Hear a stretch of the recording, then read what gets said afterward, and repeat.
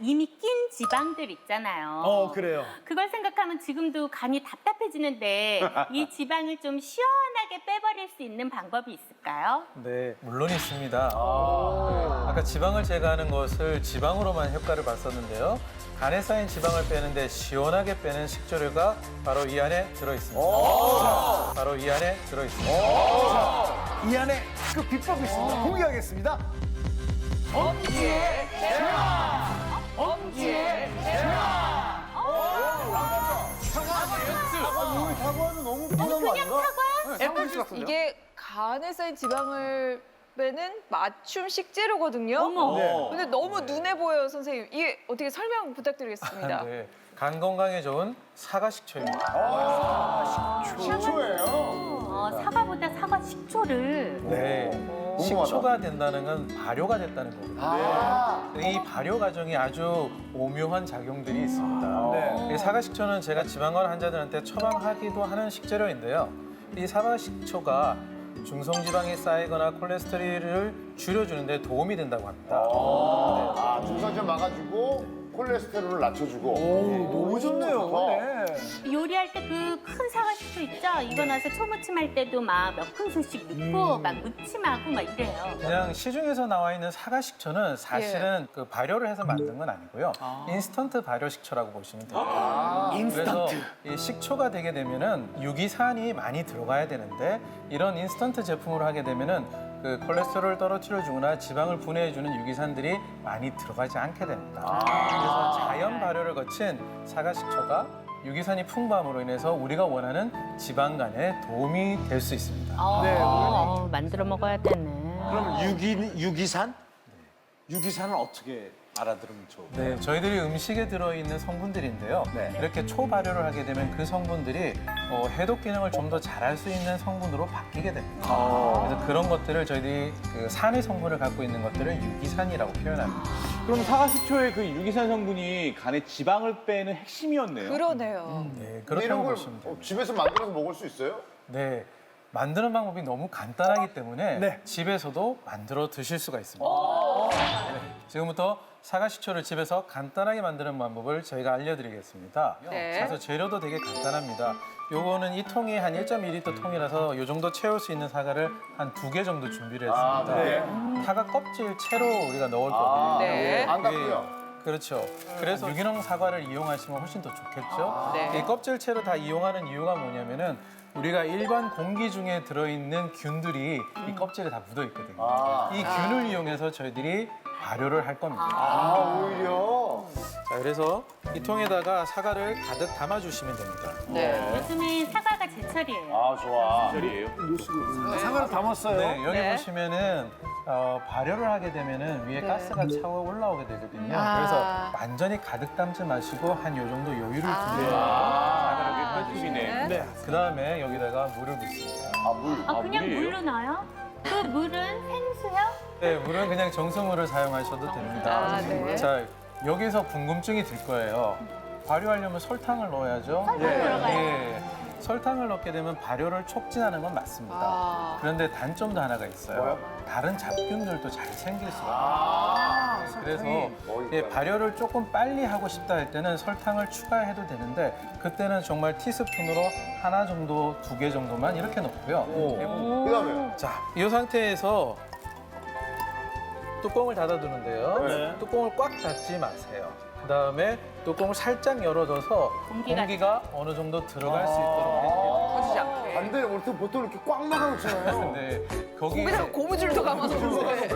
여기에 발효의 비법이 있는데요. 네. 여기에 발효의 네. 비법이 있는데요. 네. 여기에 발효의 네. 비법이 있는데요. 네. 처음에 이 발효를 하게 되면은 효모균이 많이 증식을 해야 됩니다. 근데 그 효모균은 산소가 필요해요. 그래서 처음에는 산소가 들어가야 돼서 이렇게 담아두신 다음에 하루 이틀 동안은 숟가락이나 이런 것으로 저어주시면은 산소가 더 많이 들어갈 수가 있겠죠. 그래서 한 이틀 정도는 효모균을 배양하는 기간이라고 보시면 됩니다. 그 다음에 이제 발효가 들어가는데요. 다음 단계의 발효가 바로 알코올 발효가 됩니다. 네, 바로 술을 담그는 거와 비슷한 거죠. 약 2주에서 3주 동안 알코올 발효가 일어나게 됩니다. 이 안에서 그냥 저절로? 물만 네, 넣는데도 술을 넣는 게 네, 아니고. 그 알코올 발효가 일어날 때는 공기가 많이 필요하지가 않아요. 산소가 오히려 없는 게 좋습니다. 그래서 뚜껑을 꽉 담아야 될 것 같지만 또 뭐냐면은 발효가 될 때 가스가 나옵니다. 그래서 가스가 분출될 수 있을 정도만 살짝 열어주는 것이 좋습니다. 자, 그 한 2주에서 3주 동안 알코올 발효가 일어날 때는 공기가 안 들어가는 게 좋으니까 젓거나 하시지 말고 그대로 햇볕이 들지 않은 곳에 내버려 두면 됩니다. 이 사과에 들어있는 성분과 그다음에 사과에 있었던 균을 가지고 바로 발효가 일어나는 거죠. 3주가 지나고 나게 되면은 우러난 물들을 이용해서 망을 통해서 걸러냅니다. 그래서 사과 육즙은 빼내고 물만 다시 받아내게 되는 거죠. 그 상태로 다시 3주에서 약 5주 동안 발효를 시키게 됩니다. 자, 이때 발효를 할 때 바로 초산 발효가 일어나는 겁니다. 식초 발효가 일어나게 되죠. 이때는 또 산소가 잘 들어가면 좋습니다. 그래서 그때 초산할 때 우리가 항상 발효할 때 망을 씌우는 거 있죠? 예, 그때는 망을 씌우거나 아니면 거름종이를 이용해서 해주시면은 발효가 일어날 수 있습니다. 네. 이건 몇 주인가요? 네, 짧게는 5주, 길게는 8주 정도 잡으셔야 그럼 2달, 한 달 좀 넘거나 네. 2달. 그럼 그 다음에 이게 식초가 되면 어떻게 먹어야 간에 그 지방을 빼는데 더 좋을까요? 그러니까 아침 식사 전에 그 빈속에 물에 희석해서 티스푼으로 한 한 스푼 정도, 예, 티스푼으로 한 정도 물에다가 희석해서 드시면 되고요. 희석하는 용량은 본인 개인의 차이가 있는데 한 5배에서 10배 정도 희석하시면 됩니다. 그렇다고 뭐 빨리 내 지방간을 좀 빼야 되겠다 싶어서 그냥 뭐 많이 먹으면 또 안 되잖아요. 주의할 점이 분명히 있을 것 같은데. 네, 한 가지 얘기한 거는 너무 초를 많이 먹어도 우리 위에 자극이 되겠죠. 그치. 그래서 너무 많은 건강에 좋다고 너무 많은 양을 섭취하는 거는 금물이고요. 또 하나는 대부분들은 위산이 저하가 돼 있지만 또 위산이 과다가 돼 있는 분들도 있습니다. 이런 분들은 식초를 먹었을 때 오히려 소화가 잘 안 되고 불편한 걸 느끼실 거예요. 그런 분들은 피하시는 것이 좋습니다. 간에 쌓인 지방을 빼주는 사과 식초 레시피. 사과는 껍질째로 깍둑 썰기 해주세요. 썬 사과를 유리병에 90% 정도 채워주세요. 물은 사과의 3분의 2만큼 채워주세요. 이틀 동안 뚜껑을 살짝 열어 산소를 통하게 해주세요. 산소가 더 잘 통하도록 사과를 저어준 뒤 2, 3주간 서늘한 곳에서 발효시켜주세요. 3주 후 사과 과육을 걸러 물만 담아낸 후 면포를 덮어 3주에서 5주간 더 발효시켜주세요. 아침 식사 전 물에 한 티스푼 희석해 마시면 좋습니다. 사과 식초로 간에 쌓인 지방 빼보세요. 담즙 분비가 안 되면 간경화로만 진행된다고 했는데 그 전에 몇 가지 전조 증상들이 좀 나타날 수가 있어요. 그래서 각각 한쪽 눈을 맡아보세요. 어머, 어때? 이런 거. 그래요? 담즙 순환에 도움이 되는 중요한 알려드릴 건데요. 하루 2번으로 간 건강이 좋아지는 비법.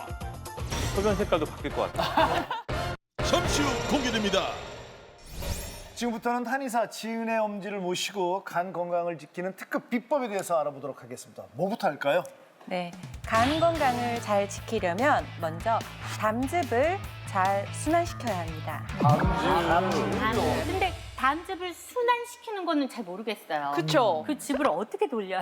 그리고 이게 간과 담즙이 무슨 상관이 있는지도 좀 궁금하거든요. 네. 네, 사실은 간이 그만큼 굉장히 해독하는데 에너지를 많이 쓰는데 아무리 열심히 해독을 잘 해놔도 이 해독한 애들을 잘 버려야 되겠죠.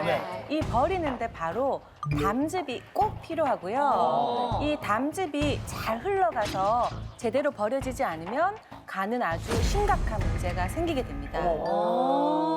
담즙은 간에서 만들어지고요. 간에 저장되는 것이 아니라 간에 있는 담관이라는 얘가 흘러가는 그 관이 따로 있어요. 이 관을 통해서 담낭, 다시 말하면 쓸개, 그렇습니다. 담낭에 잘 저장이 됐다가 다시 우리 몸에 소화 흡수돼야 될 것들이 많아지면 지방의 소화와 분해를 돕기도 하고요. 그다음에 소장에 세균이 늘어나지 않게 막아주는 것을 통해서 살균 작용도 같이 해주게 됩니다. 근데 담즙이 중요한 역할을 하는 이유가 하나 더 네. 있는데요. 고인물은 어떻게 되죠? 썩습니다. 고인물은 네. 썩게 됩니다. 담즙은 이제 간에서 만들어진 다음에 담간을 통해서 담낭으로 이동하게 되는데요. 이 담간이 막히는 경우가 몇 가지 생겨요. 네. 그러면 만들어진 담즙이 간을 제대로 순환하지 못하게 되겠죠. 네. 그러면 밖으로 빠져나오지 못하고 그대로 고인물이 썩는 것처럼 간세포에도 염증이 생기게 되고요. 아까 염증이 생기게 되면 지방 간염으로 발전할 수 있다고 말씀드렸었죠. 예, 이 지방 간염이 다시 간경화, 다시 말하면 간이 딱딱해지는 것으로 발전할 수 있기 때문에 이제 간의 염증을 미리 먼저 막아야 되잖아요. 그러려면 담즙을 잘 순환시키셔야 됩니다. 중요한 거네요. 담즙이 잘 안 돌아도 간경화까지 간다는 거는 정말 놀라운 것 같아요. 그죠. 전혀 모르고 살았어요. 담즙이 순환이 안 되는 걸 눈으로 확인할 수 있는 방법 없나요? 있습니다. 있어요? 네. 오, 예.